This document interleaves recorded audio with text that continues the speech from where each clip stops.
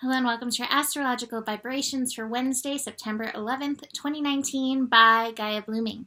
I am Mimi and our energy mantra for today is Loka Samasta Sukhino Bhavantu, which roughly translates to may all beings be happy and free from suffering, and may my thoughts, words, and actions contribute to the happiness and freedom for all.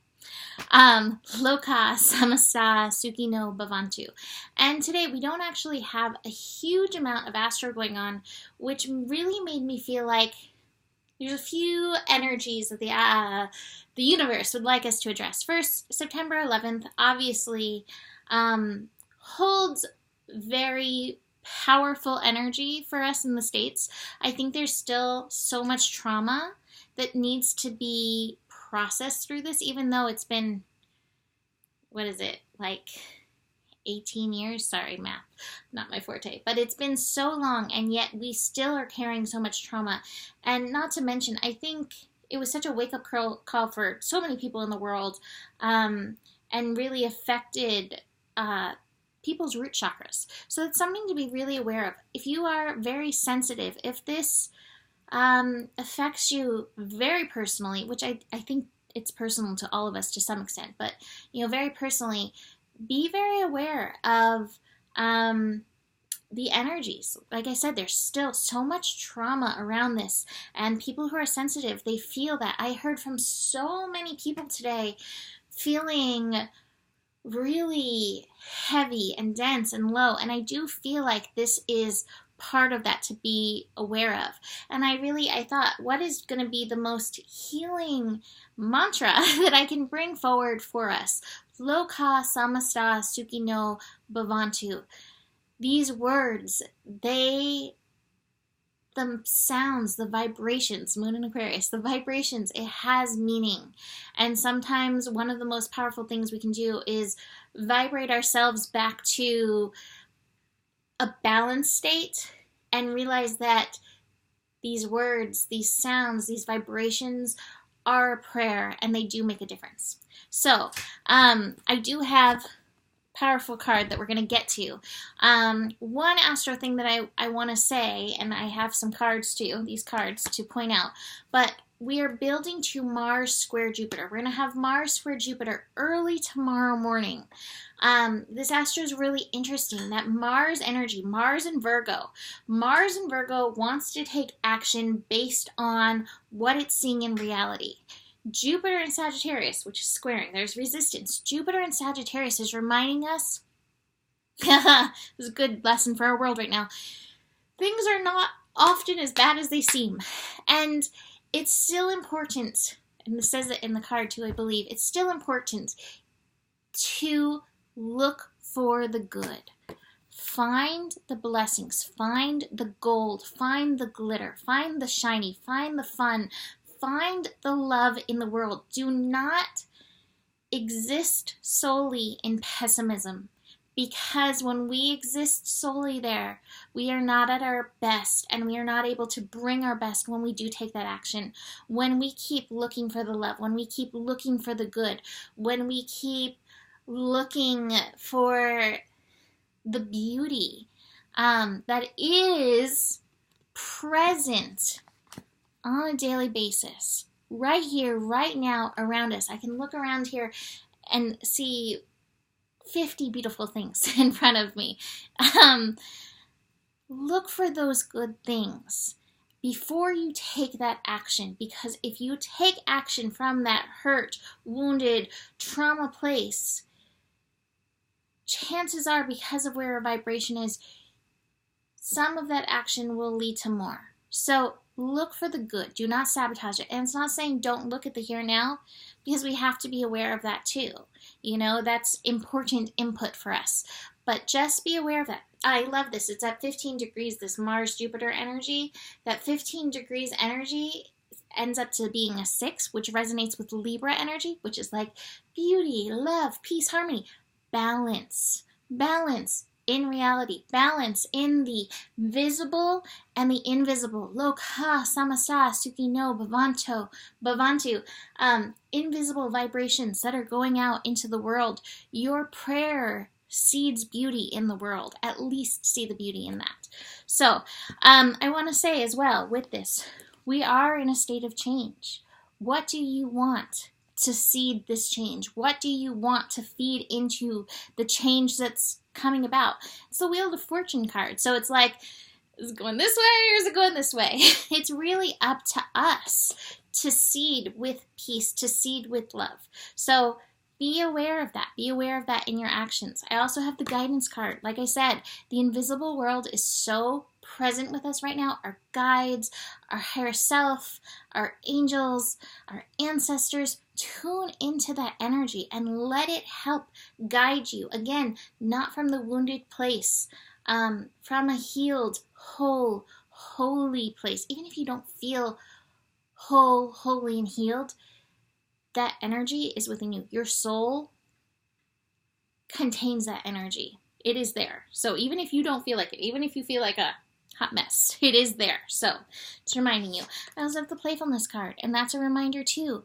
Sometimes we need playfulness to get out of that, oh my God, the world is a dumpster fire feeling. I mean, the world is on fire right now. Like, wow. And I have so many things that I want to say about that, but where is your playfulness? Where can you find that joy that will help seed more of this change? So, Loka, Samasa, Suki no, Bhavantu, may all beings be happy and free from suffering, and may my thoughts, words, and actions contribute to the happiness and freedom for all. All right, so let's look at this card, which is beautiful. The beautiful place. Amaru. Your dreams of a more beautiful world are not a product of childish fantasy nor idle imagination. They are true spiritual visions inspired by universal heart that yearns for divine paradise to be manifested in all worlds.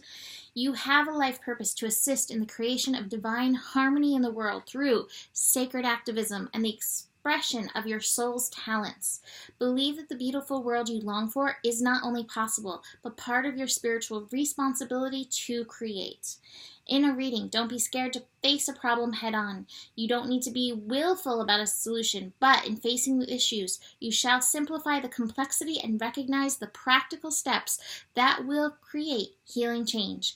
Keep your mind and heart open as you ask for unconditionally loving guidance in how you can best evoke divine healing in any situation. Where's that card?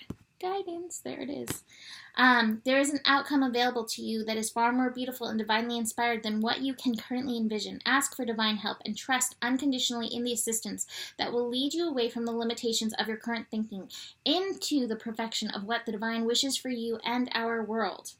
And I love this, the spiritual guidance. It has been said that peace is not merely the absence of war.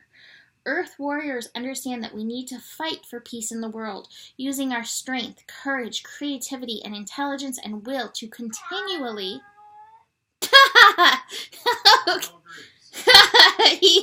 He's like, yes.